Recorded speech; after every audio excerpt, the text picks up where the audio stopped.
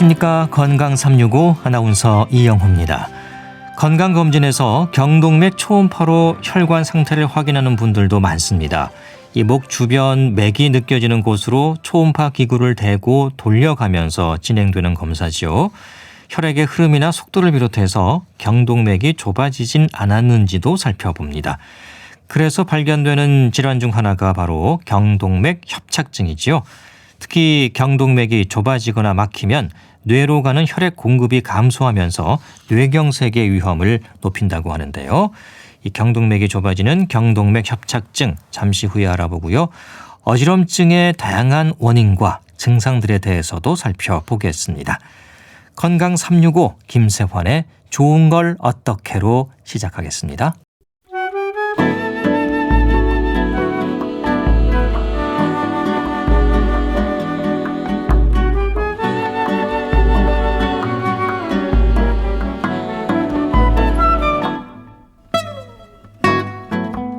건강한 하루의 시작. KBS 라디오 건강 365.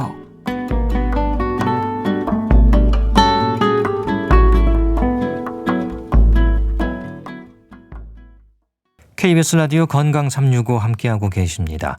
우리 몸의 기관들 중에는 좁아지면서 문제가 되는 질환들이 있습니다. 경동맥 협착증도 그렇죠. 이 경동맥은 목 동맥을 말하는 건데요. 경동맥이 좁아지는 협착증은 왜 생기고 또 어떤 위험이 있을까요? 경희대병원 신경과 우호걸 교수에게 도움 말씀 듣겠습니다. 교수님 안녕하십니까? 네, 안녕하세요. 네, 이제 경동맥 하면 이제 목을 지나가는 그런 동맥을 말하는 거지요. 그 맥박을 확인할 때 이게 목젖 옆으로 손을 대 보잖아요. 네, 지금도 이렇게 대 보면은 그 심장 뛰는 게 기운이 느껴지거든요. 예, 거기가 경동맥입니까? 네, 맞습니다. 예. 네, 그쪽에 경동맥이 양쪽으로 이렇게 있습니다. 네. 예, 양쪽으로 있는 거고요. 예. 네. 그 맥박 확인할 때 실제로 또 의사 선생님들이 많이 되시죠? 네, 맞습니다. 네, 환자분이 뭐 의식이 없거나 이럴 때 맥박이 잘 뛰는지 확인하려고도 거기를 이용하기도 합니다. 네. 자, 우리 몸에서 뭐 중요하지 않은 곳이 없겠습니다만 경동맥도 정말 중요한 혈관이죠. 예, 굉장히 중요한 혈관입니다. 뭐 머리로 피를 보내는 그런 중요한 혈관이니까요. 예. 이게 막히면은 이제 뇌로 가는 혈관이 막힐 수 있다는 거잖아요. 예. 네. 자, 심장에서 이제 뇌로 가는 혈액의 대부분이 경동맥을 통과하는 건데 거기가 막히게 되면 일단 뭐 심장과 또 이 뇌에 치명적인 결과를 가져올 수도 있겠네요. 네, 뭐 심장보다는 이제 심장에서 이제 뇌로 피를 보내는 길이 이제 경동맥이거든요. 그래서 이 뇌로 가는 피가 흘러가는 길, 경동맥이 막히게 되면 뇌로 피가 이제 흘러가지 않게 됩니다. 그래서 뇌경색이 이제 생기게 되죠. 예. 그러니까 이게 위험한 이유가 뇌경색으로 이어질 수 있기 때문이라는 건데 실제로 이런 뇌경색으로 진행되는 경우가 많이 있습니까? 보시기 어떤가요? 이 경동맥의 어떤 이상, 뭐 협착이나 아니면 폐색이나 이런 완전히 좁아진다거나 막히는 경우에는 뇌경색이 생기는 경우가 전체 중에 한 20% 정도는 이제 차지하게 됩니다. 예. 전체 이제 뇌졸중 중에서 경동맥 협착이 원인이 되는 비율 한 20% 내외라는 거죠? 네네. 예. 그러면 그 정도면 좀 흔하다는 게 아닐까 싶은데요. 예. 흔하다고 생각이 됩니다. 네. 그러니까요. 그런 위험도에 비하면 이런 경동맥 협착증 잘 모르는 분들이 많은 것 같습니다. 어떻습니까? 실제 환자분들 만나보면 경동맥 협착증 하면은 좀 고개를 좀 갸우뚱하는 분들도 계시지 않을까 싶은데요. 제 외래에는 사실은 이제 알고 찾아오시는 분들이 많기는 한데요. 예. 이제 그냥 일반인 분들 이제 대상으로 뭐 강의나 이런 것들을 해보면 잘 모르고 계시는 분들이 많습니다. 예. 거기에 대해서 좀 위험성에 대해서 좀 간과하는 측면이 분명히 있다는 거군요. 예. 네.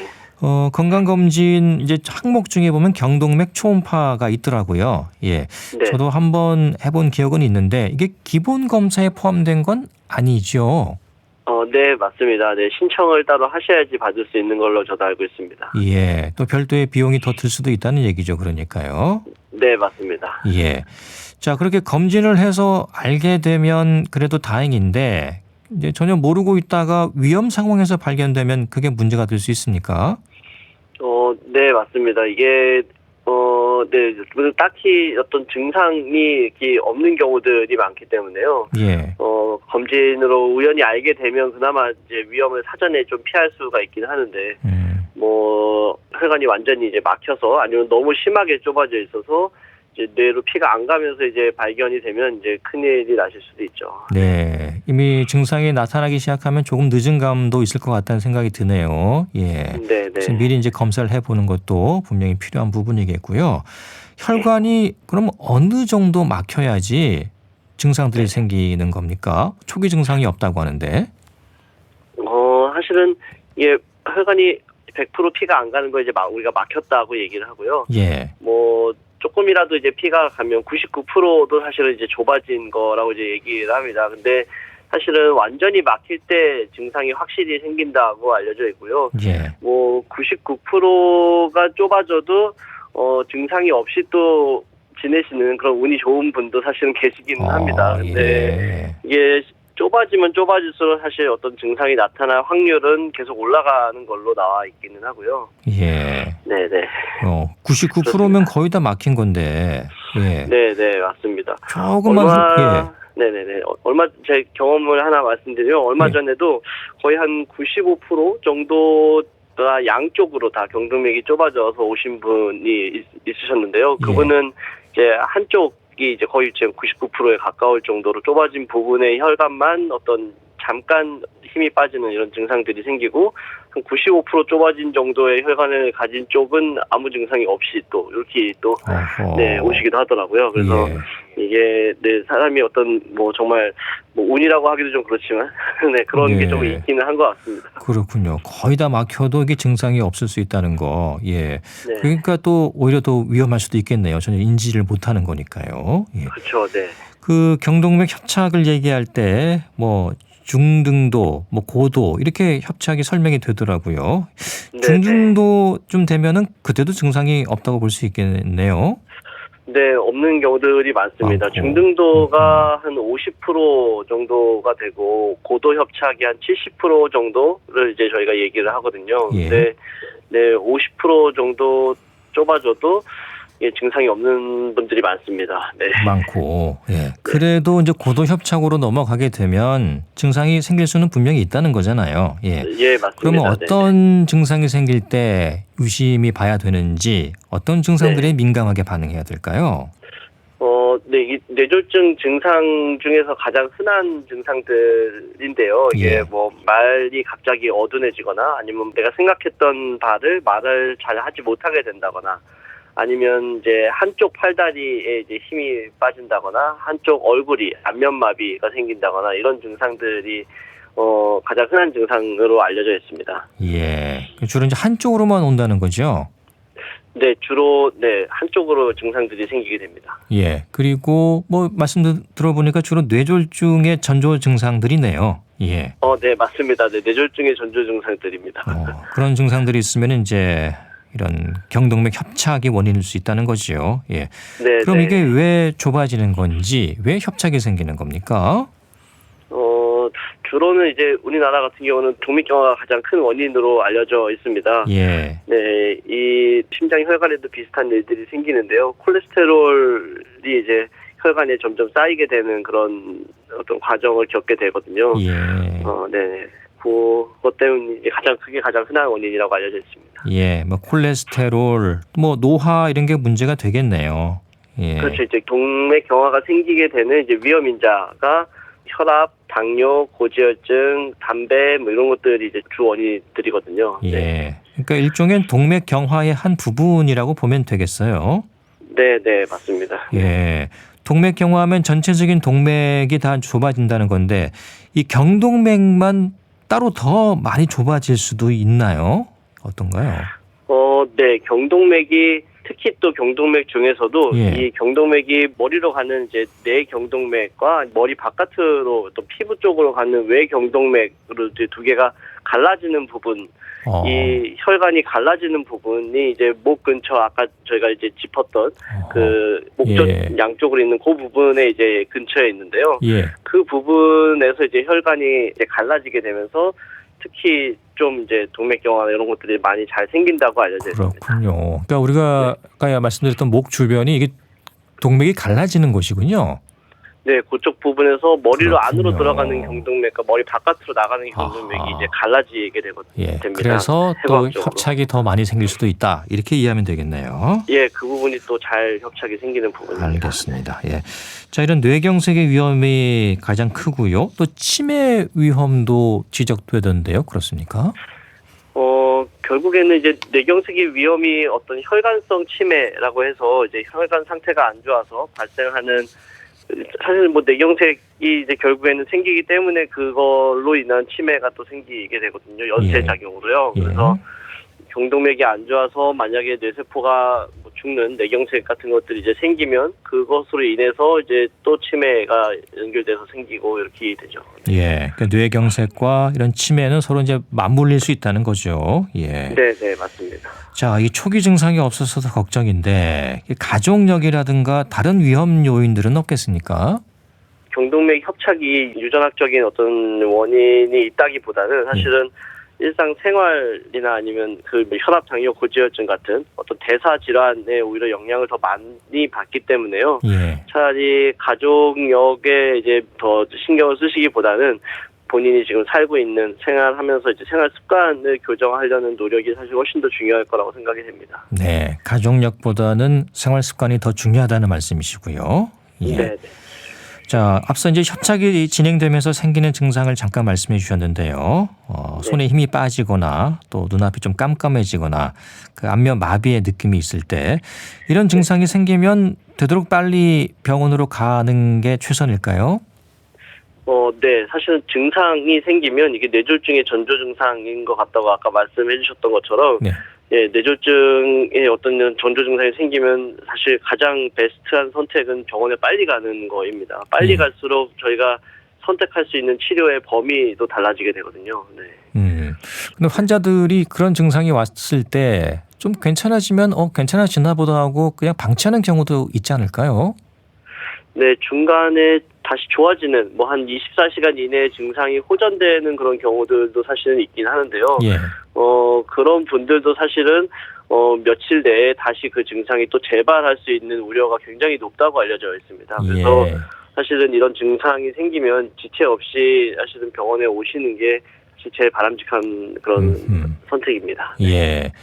그런 증상이 사라졌더라도 만약에 재발한다면 이건 큰일 났구나. 빨리 가봐야겠다. 판단하시고 병원으로 그리고 최대한 빨리 이동하는 게 네. 좋겠습니다. 예. 네네. 그럼 자 병원에서 먼저 상태를 확인할 텐데 초음파 검사를 먼저 하게 됩니까? 어떤가요? 이게 어디로 오시는지가 조금 구분이 돼야 될 것 같은데요. 뭐 예. 응급실로 빨리 오시게 되면 사실 응급실에서는 그냥 CT나 뭐 이런 것들을 이용해서 촬영을 할 것 같고요. 외래로 이제 찾아오시게 된다고 하면 초음파를 먼저 이용을 하게 될 것 같습니다. 예. 저희가 경동맥을 검사할 수 있는 방법이 초음파도 있고 CT도 있고 MRI도 있고 하다 보니까 일단은 네, 오시는 위치에 따라서 조금 달라질 수 있을 것 같긴 합니다. 네, 응급실이냐 외래냐 따라서 방법은 약간 달라질 수 있지만 근본적인 것은 이제 경동맥에 문제가 있는지 확인하는 거는 똑같은 거지요. 그렇죠. 협착이 얼마나 심한지 이런 것들을 이제 주로 평가를 하게 됩니다. 예, 어떤 방법이 낫습니까? 이 초음파가 낫나요? 다른 방법이 낫나요? 뭐 두 가지 다 장점, 단점들이 다 존재를 해서요. 예. 네. CT 같은 경우는 뭐 조금 더 이제 혈관의 모양이나 이런 것들을 잘 알 수가 있는 대신 조영제를 이제 맞아야 되는 그런 또 상황이 생깁니다. 근데 조영제에 뭐 예민하신 분들이거나 아니면 뭐 신장이 좋지 않는다거나 이러신 분들은 조영제 맞기가 좀 불편하거든요. 네. 그리고 초음파는 사실은 뭐 조영제를 사용하지 않는다라는 장점도 있고 어떤 혈관이 협착뿐만이 아니라 이 어떤 협착을 일으킨 어떤 이 동맥경화 있는 부위가 불안정한지 안정한지 이런 정도까지 그런 것들까지도 조금 더 쉽게 파악이 가능한 그런 검사 기법이라서요. 예. 네, 그래서 장단점이 조금 있습니다. 그럼 초음파를 먼저 하고 나서 좀 상황이 안 좋은 것 같으니까 CT를 추가로 하는 경우도 있습니까? 네, 외래에서는 저는 그렇게 진료를 합니다. 네, 초음파가 일단은 인체에 무해한, 아까 말씀드린 조영제를 사용을 안 하는 그런 검사이기 때문에 예. 네, 초음파를 일단은 먼저 해보고요. 네, 거기서 이제 문제가 생긴다라고 하면 그 다음에 이제 CT나 아니면 MRI나 이런 거를 이제 이용해서 검사를 진행을 합니다. 네, 그렇군요. 자, 경동맥 협착. 그 궁극적인 치료의 목표는 역시 뇌경색을 막는 건가요?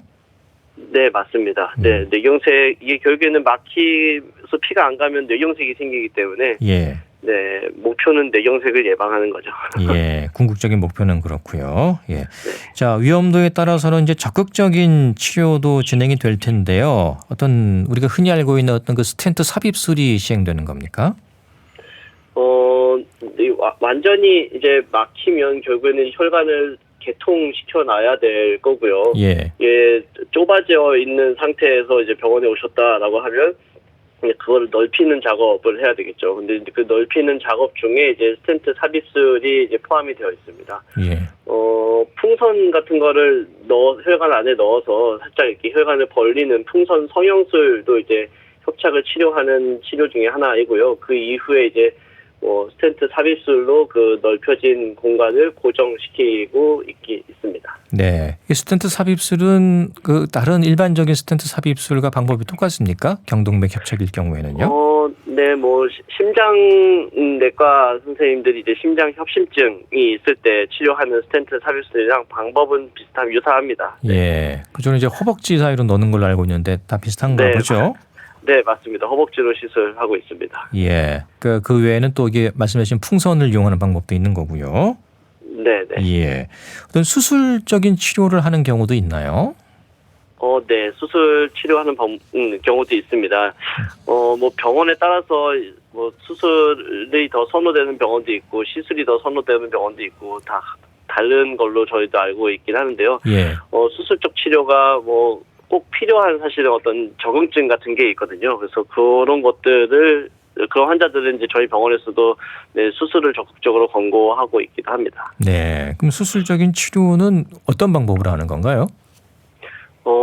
이게 목 주변에 경동맥이 있다고 말씀드렸잖아요. 그래서 예. 목 주변의 피부를 절개하고 네, 경동맥을 찾아서 그 경동맥에 있는 혈전을 이제 결국에는 빼내는, 네, 직접 빼내는, 긁어내는 이런 방법으로 이제 수술적인 수술을 하게 됩니다. 예, 알겠습니다. 저는 경동맥 협착증에 대한 도움 말씀 들어봤습니다. 감사합니다.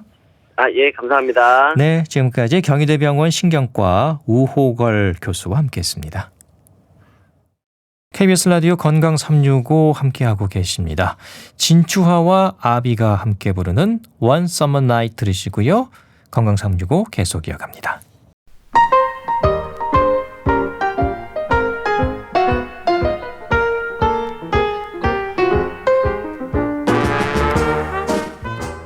건강한 하루의 시작. KBS 라디오 건강 365.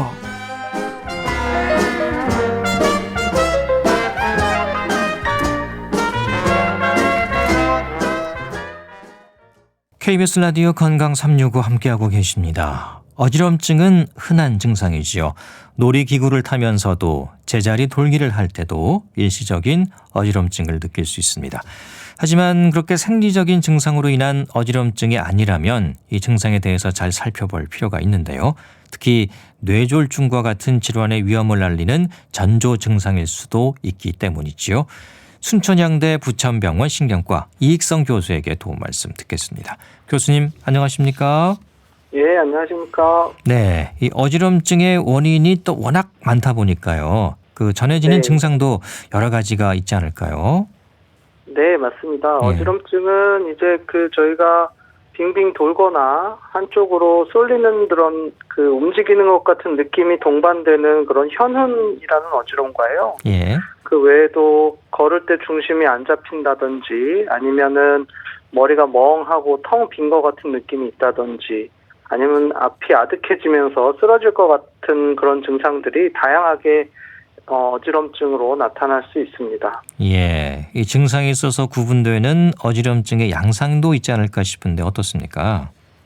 일단은 어지럼증이 있을 때 가장 중요한 거는 어떤 상황에서 유발되는지 그게 가장 중요합니다. 그래서 가장 흔한 원인으로 생기는 이제 이석증, 양성돌발 체위 현운으로 인한 어지럼 같은 경우에는 자리에서 이제 그 누운 자리에서 일어나거나 아니면 그 잠자리에 누울 때 그렇게 이제 자세 변화가 있을 때 생기는 게 특징적이고요. 예.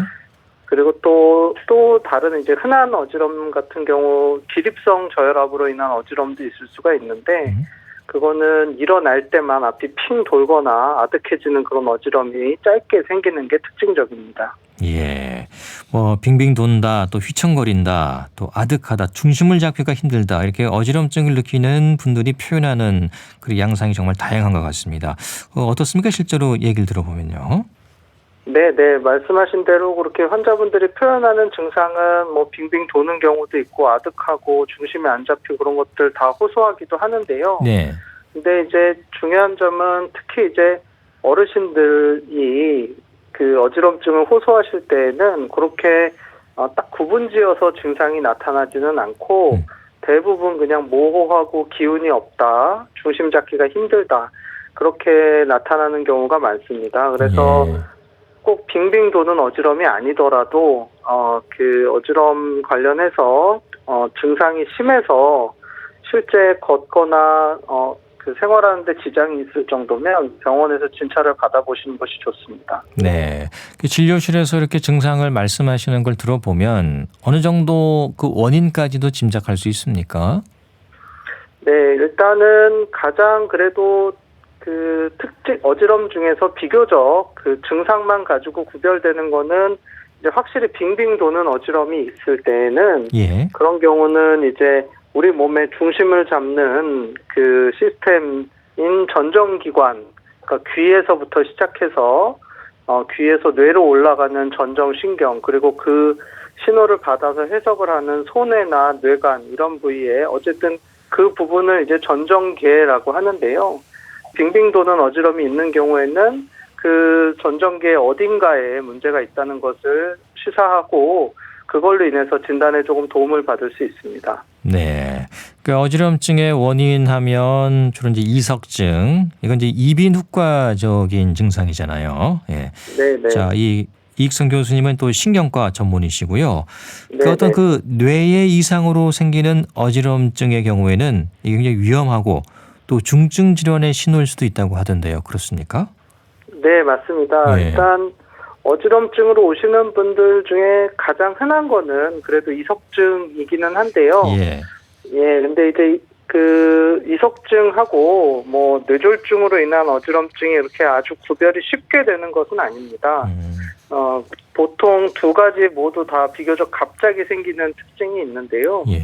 근데 이제 뇌 질환으로 인한 어지럼, 그러니까 소위 말하는 뇌경색, 뇌출혈로 인한 어지럼을 의심해야 되는 경우는 환자분의 나이가 많거나 혈압, 당뇨, 고지혈증, 심장 부정맥 등과 같이 혈관성 위험 인자가 있으신 분인데 어지럼증이 갑자기 생겼다. 그리고 막 중심을 못 잡고 서 있기 힘들 정도다. 그런 경우는 반드시 뇌 질환을 의심하셔서 응급실에서 진찰을 받으셔야 됩니다.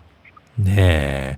그러니까 다른 질환들도 함께 살펴봐야 한다는 거군요. 예. 네, 맞습니다. 귀로 인한 문제가 가장 흔하고 또 뇌질환일 수도 있고 몸에 다른 이상이 있거나 또 심리적인 요인 때문에 어지럽다고 할 수도 있거든요. 이런 구분되는 요인들에 대한 좀 판단이 좀 빨라야 될 것 같은데 그런 증상만으로는 구분이 쉽지 않다는 거네요. 네, 맞습니다. 증상만으로는 구별이 쉽지는 않은데 그래도 가장 주의하셔야 되는 증상은 어지럼하고 동반해서 머리가 너무 깨질 듯이 아프다거나 아니면 서 있지도 못할 정도로 아프시다거나 아니면은 어지러우면서 한쪽 귀가 안 들리고 청력 소실이 동반된다거나 네. 그런 경우는 반드시 병원에서 진찰을 받으셔야 합니다. 예. 이 어지럼증이 있으면은 이제 신경과를 가야 하나 아니면 이비인후과를 가야 하나 이제 일반인들은 고민하게 되거든요. 네네. 어느 과를 가든 이게 진단이 가능한 건지, 예를 들면 신경과를 가도 뇌의 문제가 아니라 귀의 문제일 수 있다 이런 진단을 받을 수가 있는 건지도 궁금한데요. 네네.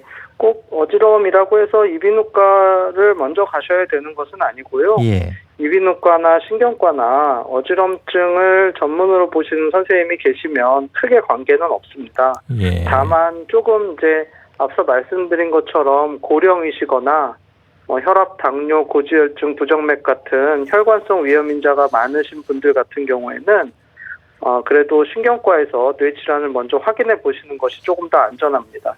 예. 뭐 교수님께서도 그 실제 보고 이비인후과적인 판단을 내리는 경우도 꽤 있겠어요, 그럼요. 네, 맞습니다. 예. 그런 경우는 또 다시 또 안내를 해 드리는 거고요. 예. 네.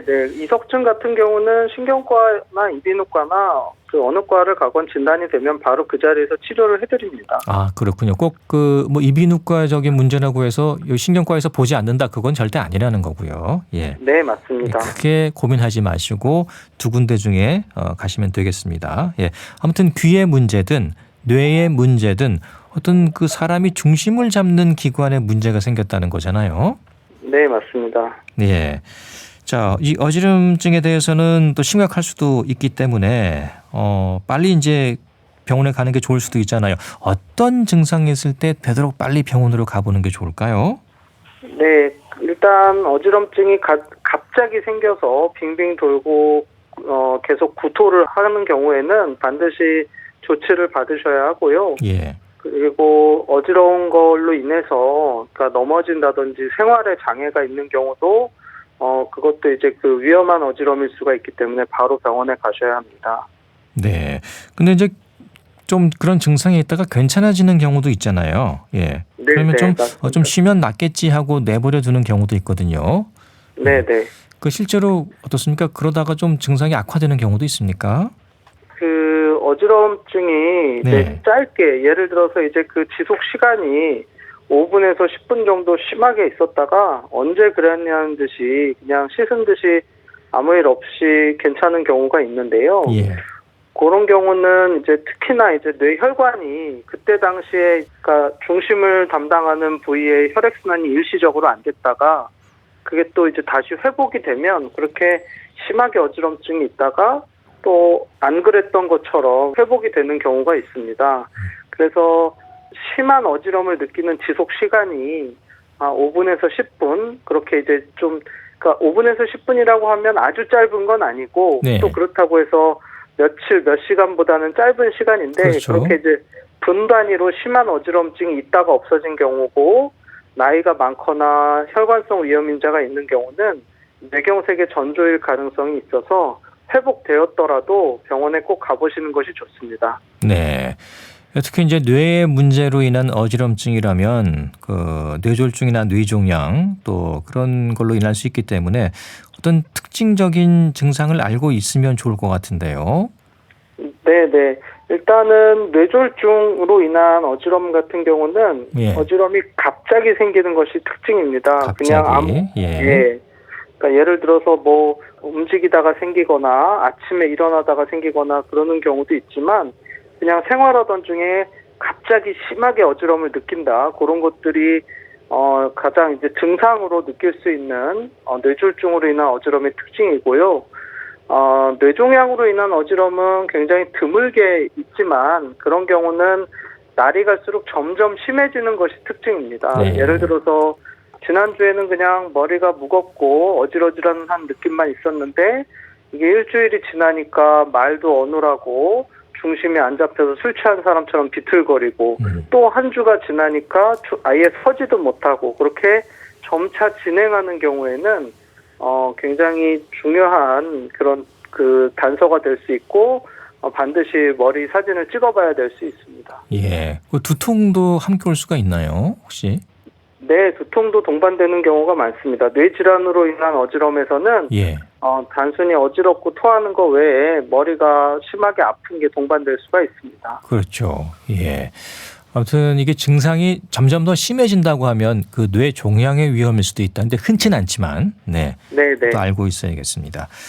물체가 이제 둘러 보인다거나 또 한쪽이 안 보인다거나 손의 동작이 좀 불편해지고 말이 좀 어눌해지기도 하고 중심 못 잡고 약간 비틀거리거나 이런 증상들이 모두 나타날 수가 있다는 거죠. 네, 맞습니다. 예. 근데 이게 뭐 한두 가지가 나타나는 건지 여러 가지가 복합적으로 나타날 수도 있습니까? 네네. 뇌종양이건 뇌경색이건 어느 부위의 뇌를 손상을 시켰느냐에 따라서 말씀하신 여러 가지 동반 증상은 복합적으로 다 나타날 수도 있고 아니면 어지럼만 있을 수도 있고 그렇게 이제 굉장히 다양하게 나타날 수 있습니다. 네. 아무래도 뇌졸중의 위험은 이제 노인들에게 더 위험할 것 같은데요. 고혈압이나 또 당뇨병 같은 만성 질환을 앓고 있는 분들도 많은데 갑자기 이렇게 좀 쓰러질 수도 있습니까? 네네. 특히나 이제 어지러움을 느끼게 되는 예. 뇌에서 중심을 담당하는 부분은 이제 머리 뒤쪽으로 가는 혈관이 담당을 하는데요. 그쪽 혈관이 실제 혈액순환이 심하게 안 되게 되면 일시적으로 중심이 안 잡히는 것뿐만이 아니라 의식을 잃는 경우가 동반되는 경우도 있습니다.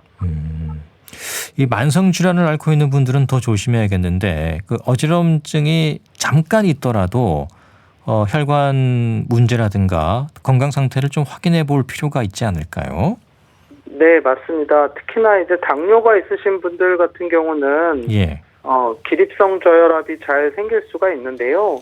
물론 이제 기립성 저혈압은 앉았다 일어날 때만 잠깐 어지러울 수가 있고 몇 초간 그러는 게 반복되는 게 특징이기는 합니다만 앞서 말씀드린 뇌경색의 전조 같은 경우 뭐 5분에서 10분 분 단위로 짧게 어지러웠다 좋아졌다 그러는 경우와 잘 구별이 되지 않는 경우가 많습니다. 그래서 그렇게 본인이 이제 기저질환이 있고 연세가 있으신 분들은 어지럼증이 갑자기 나타났다가 또 소실되고 그게 반복이 된다 그랬을 때 그냥 좋아지겠거니 그러지 마시고 전문가를 만나서 진찰을 받아보시는 것이 좋습니다. 네. 그 어지럼증으로 병원에 도착해서 검사를 했을 때 그 뇌신경이나 뇌에서 종양을 발견하는 경우가 있습니까? 일단 근데 어지럼만 가지고 오셨을 때 종양이 발견되는 경우는 굉장히 드뭅니다. 그렇기 때문에 너무 그렇게 이제 큰 병일까 이렇게 걱정하실 필요는 없고요. 예. 네네네. 일단 어지러움의 가장 흔한 원인 질환은 이석증입니다. 그리고 대부분 이제 그런 기립성 저혈압이나 별로 위험하지 않은 어지럼이 훨씬 많은데 조금 드물게 뇌혈관 질환 등 약간 위험한 원인들이 드물지만 있기 때문에 그렇게 이제 그런 위험한 질환들을 혹시 이제 안전하게 확인한다 그렇게 생각하시면 좋을 것 같습니다. 네. 아무래도 뇌 종양이 가장 큰 걱정이긴 합니다. 예. 어떻습니까? 이 뇌 종양일 경우에는 어지럼만 있는 건 아닌 거죠. 다른 것들이 더 있을 수 있다는 거잖아요.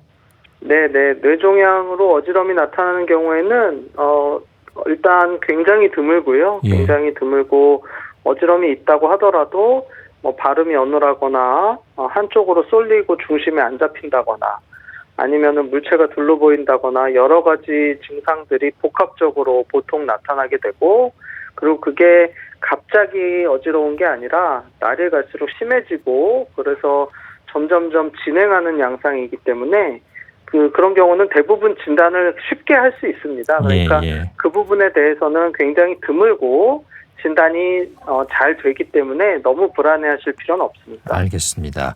저 말씀 주신 것처럼 귀의 문제로 인한 어지럼증으로 가장 흔한 질환이 이제 이석증인데요. 이석증으로 인한 어지럼증 굉장히 힘들다고 하던데요. 네, 이석증으로 이제 보통 아침에 일어나다거나 아니면 눕다가 아니면 이제 또 활동을 하시다가 이제 고개를 숙였다가 들 때 이럴 때 갑자기 앞이 빙빙 돌면서 미식거리고 토하고 그래서 이제 오시는 경우가 많은데요. 어떤 분들은 이제 굉장히 경미하게 증상을 느끼시는 경우도 있고 어떤 분들은 굉장히 심한 구토를 동반하시는 경우도 있어서 다양하게 나타나지만 그래도 대체로 그래도 걸어서 병원에 오실 수 있는 정도이고 치료하면 금방 완치가 되는 편입니다. 예. 자, 이 이석증 증상 그럼 이건 뇌의 문제와는 아무런 관련이 없다고 봐야 될까요? 그게 이제 이석증으로 인한 어지러움은 이제 체위가 변할 때 자세가 변할 때 어지러운 게 특징인데요. 그렇게 이제 그 체위성 어지러움, 자세가 변할 때 어지러운 증상이 있는 경우에 열의 9은 이석증이지만 가끔 뇌경색이나 뇌출혈로 인한 어지러움이 이석증처럼 보이는 경우가 있습니다. 그래서 이제 증상은 정말 이석증과 거의 똑같더라도 가끔 물론 드물기는 하지만 그 손에 조그마한 뇌경색이나 뇌출혈이 있을 때 비슷한 현상이 나타날 수 있는데 이는 이제 환자분들이 증상으로 구별하시기는 쉽지 않고요. 의사들이 진찰을 했을 때 조금 특징적인 소견들이 다르기 때문에 그런 경우는 CT나 MRI 같은 뇌 영상 검사를 시행하면 진단을 어렵지 않게 할 수 있습니다. 예. 이 귀의 문제 하면 또 메니에르병도 떠올리는데요. 역시 또 어지럼증 증상이 있는 거고요. 이 메니에르병으로 인한 어지럼증은 어떤 특징이 있습니까? 메니에르는 그냥 이제 그 병을 이제 처음 그 비슷한 질환들을 발견한 의사의 이름을 따서 메니에르병이라고 하는데요. 예. 메니에르병은 가장 흔한 게 어지럼이 반복되는 것이 특징이고 가장 중요한 것은 반복되는 어지럼이고 그리고 보통 한쪽 귀가 먹먹하거나 소리가 안 들린다거나 심한 이명이 들린다거나 그렇게 해서 청각 증상을 동반한 어지러움이 좋아졌다, 나빠졌다 그렇게 반복되는 어지러움이 특징입니다. 네, 반복되는 거고요. 이석증과 메니에르병은 이제 증상만으로도 구분이 쉽게 될 수 있겠네요. 네. 이석증은 그런 이제 귀에 문제로 생기는 병이긴 하지만 네. 귀가 먹먹하거나 소리가 난다거나 청력이 떨어지는 청각 증상은 동반되지 않는 것이 특징입니다. 예, 그런 차이가 있는 거고요. 또 정신 건강의 문제로 인한 어지럼증도 있을 수 있다고 하잖아요. 예, 예를 들면 불안장애라든가 또 우울증도 있고 공황장애로 인한 어지럼증도 있을 수 있다면서요. 네, 맞습니다. 그 공황장애 또 이제 그 넓은 의미에서 불안장애의 증상 중에 하나로 어지럼이 나타날 수가 있는데요. 예. 환자분들이 이제 불안을 느끼는 게 꼭 불안하다라는 생각만 떠오르는 것이 아니라 어지러움이나 손발저림, 두근거림 등과 같은 신체 증상으로 표현되는 경우가 많기 때문에 그렇게 이제 공황장애나 불안증이 있을 때 어지럼으로 병원에 오시는 경우도 많이 있습니다. 네, 이 공황장애나 불안장애나 우울증이나 뇌에 어떤 신경학적인 직접적인 원인이 있는 건 아닌 거죠. 네, 이제 따지고 보면 뇌에서 결국 불안을 만들어내는 거긴 한데요. 예. 저희가 이제 걱정하는 거는 소위 말하는 뇌에 이제 심한 구조적인 손상, 뇌경색, 뇌출혈, 뇌종양 같이 위험한 병이 있어서 막 어지럽고 두근거리고 불안하고 그런 것을 걱정하시는 경우가 많은데 그렇게 실제 구조적으로 신경에 손상이 있는 경우는 거의 없습니다. 예. 평소에 좀 어지럼증에 대한 고민이 있다 하면 뇌에 대한 검사를 한번 해봐야 할까라는 생각을 하게 될 것 같아요. 예. 그 뇌 검사 이제 건강 검진할 때도 하는 항목들이 있잖아요. 예. 네. 예. 어떤 검사를 좀 받아보면 좋을까요? 일반적으로 어지럼증만 있다고 했을 때 그 건강 검진을 해서 머리 CT나 MRI를 찍는 것은 별로 추천드리고 싶지는 않습니다. 굳이 그렇게 할 필요는 없다. 예. 네. 예. 그러니까 오히려 그냥 이제 그렇게 병원에 갈 정도는 아니고 그냥 좀 어찔어찔하고 그냥 좀 몸이 불편한 것 같고 그런 느낌인 경우에는 이제 일반적인 건강 검진, 빈혈이나 당뇨 등에 관한 혈액 검사 등이 보통 건강 검진에 포함되어 있기 때문에 그 정도만 하면 충분할 것 같고요. 예. 앞서 말씀드린 대로 심하게 빙빙 돌고 토한다든지 두통이 있다든지 중심이 안 잡힌다든지 그냥 저희가 흔히 느끼기 어려운 심한 어지러움이 있을 때는 건강검진이 아니라 전문가를 만나서 진찰을 받아보셔야 합니다. 네. 건강검진에서 뇌 MRI 찍는 것은 다른 의심 때문에 한번 해볼 필요는 있는 거죠. 예. MRI를 굳이 건강검진에서 하시는 경우에는 예. 예를 들어서 이제 본인이 나이가 고령이고 고혈압, 당뇨, 고지혈증, 부정맥 같은 그런 위험인자가 있다든지 아니면 그 가족력으로 굉장히 젊은 나이에 뇌혈관 질환으로 사망한 그 가족들이 있다든지 그런 경우에는 아하. 건강검진으로 혈관 촬영을 해보는 게 도움될 수 있습니다. 해볼 필요가 있다는 말씀이시네요. 네네. 예. 자, 오늘 말씀은 여기까지 함께하겠습니다. 감사합니다. 네, 감사합니다. 순천향대 부천병원 신경과 이익성 교수였습니다. KBS 라디오 건강 365 김현철의 왜 그래 들으면서 모두 마치겠습니다. 아나운서 이영호였습니다. 고맙습니다.